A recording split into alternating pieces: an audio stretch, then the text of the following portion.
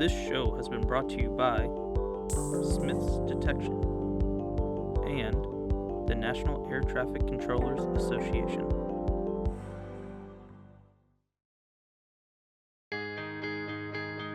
My voice is the voice that guides you home safely each and every day. 24 hours a day, 365 days a year. I am the voice of the safest and most efficient airspace in the world. I have to be 100% of the time. I am. I am. I am. I am a professional air traffic controller.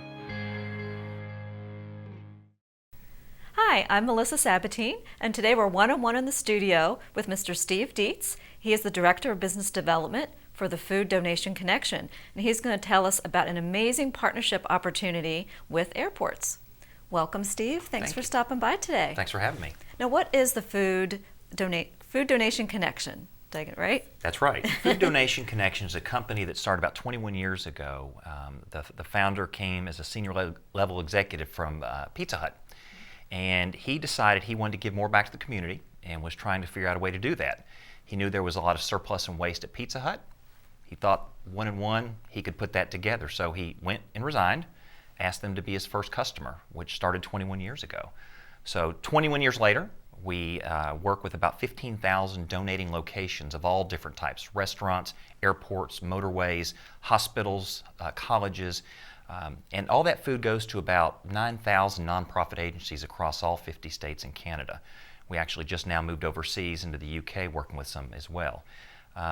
In our time, we've now coordinated about 340 million pounds of surplus prepared foods that really would have gone in the trash, gone to the landfill. So we get that to feed people. So I think that Bill, when he started the company, really kind of hit it on when he made a bigger impact than he could ever done through donations or his time. Absolutely. Now, a tagline of branding for you all is "Let nothing be wasted," and that refers to the food waste in this country. Can you describe the magnitude of the problem? I think it would surprise a lot of people. It's very significant. You're right. The numbers vary by who you get them from, but it's a pretty common disclosure that about 50% of all food made in the United States for consumption gets thrown away. 50% is a large number. You know, we look at about 96 billion pounds of prepared foods that get thrown away every year, and we have 35 million Americans that are going hungry. You know, almost 20% of Americans go hungry or are called food insecure. And food insecure really means simply they don't know where their next meal will come from. That's a pretty big number, especially a large number of those are children. And so it could be individual, food insecure individual, or a household. Absolutely. Correct? Yeah, usually Correct. If there's one, there's a lot. Great. So you put these two themes together. You know, there's a lot of food waste, but there's a need, obviously a huge need to feed the hungry. So what is the vision with Food Donation Connection and airports? Well, we were introduced to airports about 2 years ago, and we were told that there was quite a bit of surplus coming out of there. HMS Host happened to be the people we worked with, and we went to start visiting airports to see what kind of surplus there was.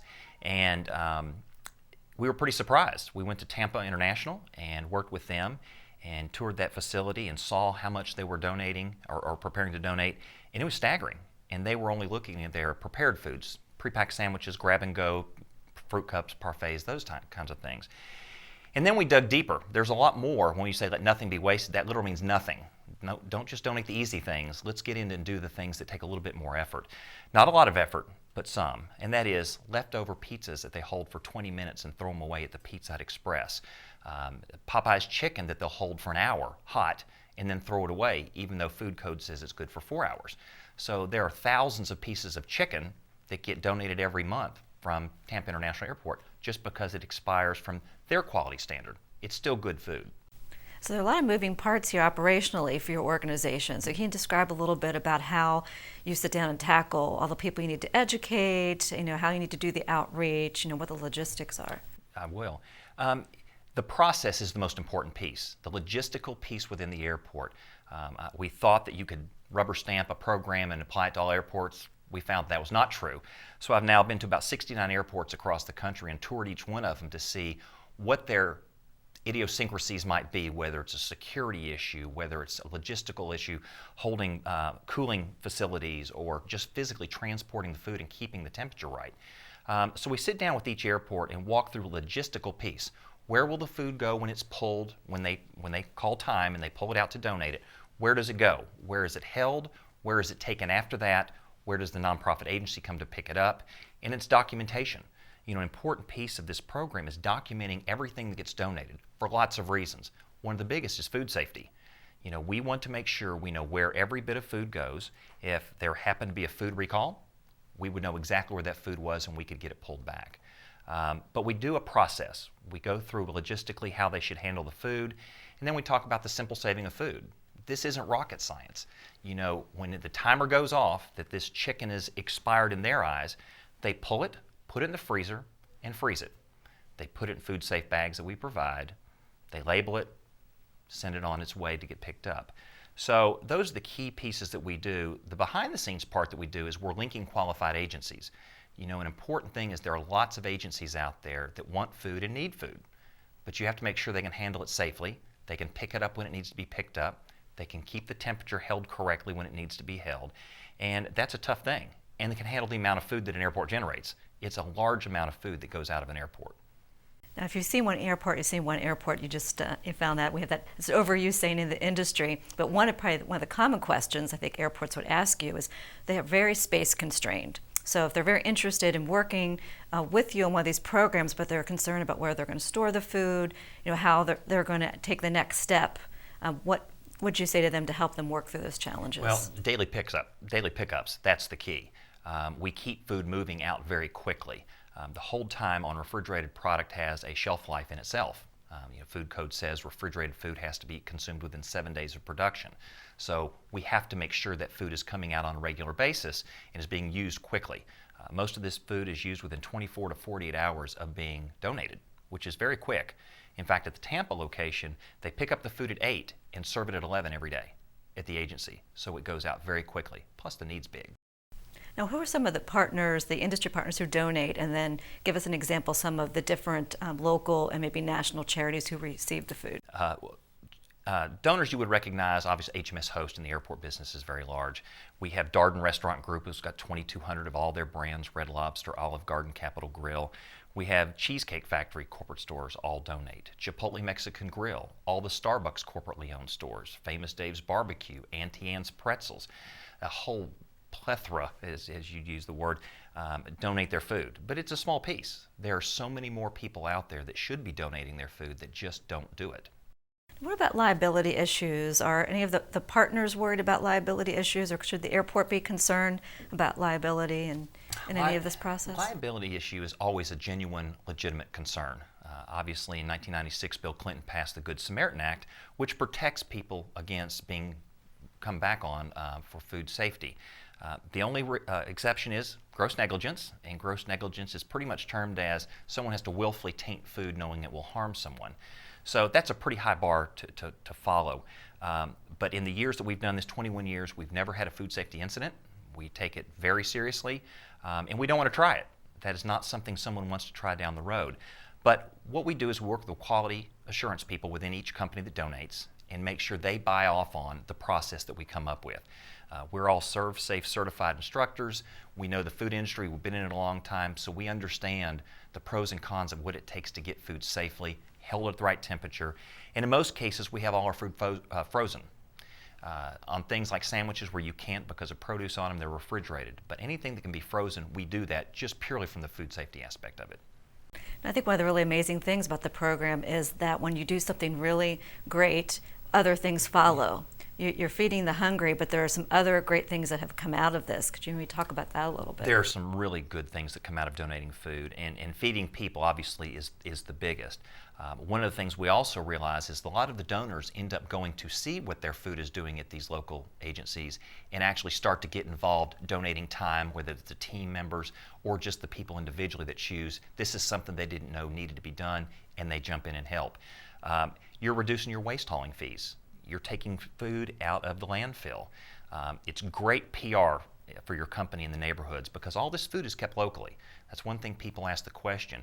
Typically the food will be used within a 10-mile radius of the donating location. Usually it's about 5 miles. An airport can be a little bit further out. So it's close. It reaches home to the people who are there. And there are incremental tax savings that are very significant for donors that they're capable of getting. And we do all that tax preparation as well as linking these agencies as well as coming up with a process. It's a big process and it takes management. That's probably why we do what we do. It's not something you throw out there to start and it just keeps rolling. It doesn't work that way. Someone has to be managing it on a day-to-day basis. And in an airport situation, you're there to serve the customer. Your concessionaires are there to sell their product and make money. They're not there to send stuff the other direction. And that's where we come in to help them do that. Great. Now, how many airports participate currently? 69 airports participate right now. Cleveland and Pittsburgh actually will be starting in the next 2 weeks. Excellent. So if an airport who's not participating, they're watching this and thinking, I really want to get involved, I mean, what's the first step? Do they call you, or how do they? Food Donation Connection is the way to go. Our foodtodonate.com is our website. Our contact information is there. We can certainly get them information through you if they need that. It's not a hard process to start. It takes a little bit of effort up front. One of the things we make sure we do is track the product, as we talked earlier. So there's some item information that we need up front to get going. But other than that, it's not a difficult process, and we get all the supplies they need to them. Now, if an airport wants to do more and donate non-food items, do you accept those, any equipment or any other extra things? That's an excellent point. In fact, there was a major airport that had changed contracts with their concessionaires, and they were about to discard a large amount of equipment, refrigerators, tables, stainless, all that kind of thing. And we hooked them up with the agency that was getting their food, and they sent trucks over to pick up all of that equipment, which was to them brand new. Some of it they never had before. They're using residential refrigerator, for example. Now they have commercial refrigerators. New products can all be donated and get a tax benefit for that. In our business, what we'll do too is if they have used items that have been depreciated off, they're not eligible for a tax benefit, but we help that get placed as well. Now, Steve, who are some of the agencies who will receive the donated food items? Right now we have about just under 9,000 nonprofit agencies across the country that receive the food from donors. The agencies are food banks across the country, Feeding America food banks. They're domestic abuse shelters, they're soup kitchens, they're church pantries, they're boys and girls clubs, they're Salvation Armies.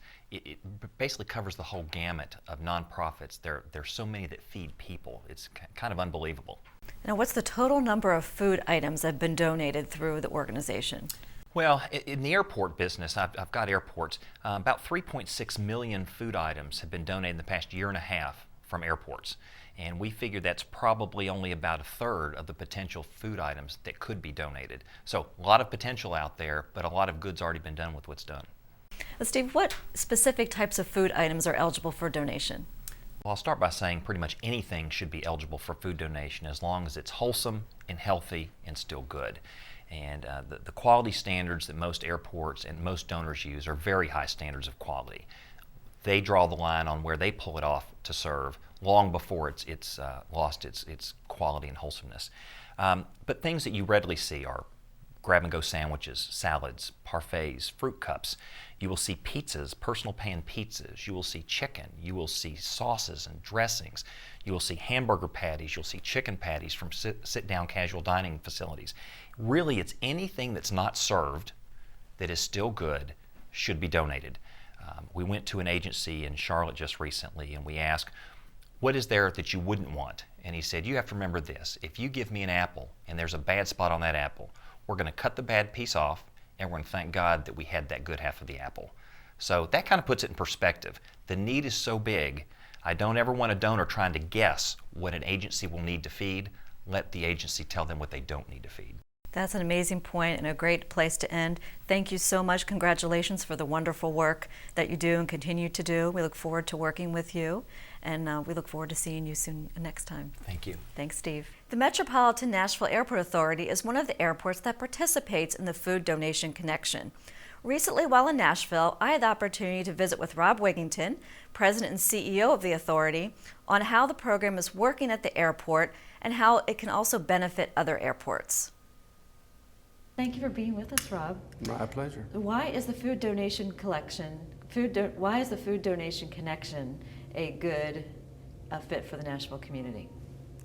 It fits in very well. We have a great program of partnership with all of our concessionaires and service providers and vendors. and as well with our community. And so this is another way that the airport reaches out to the community through our concessionaires.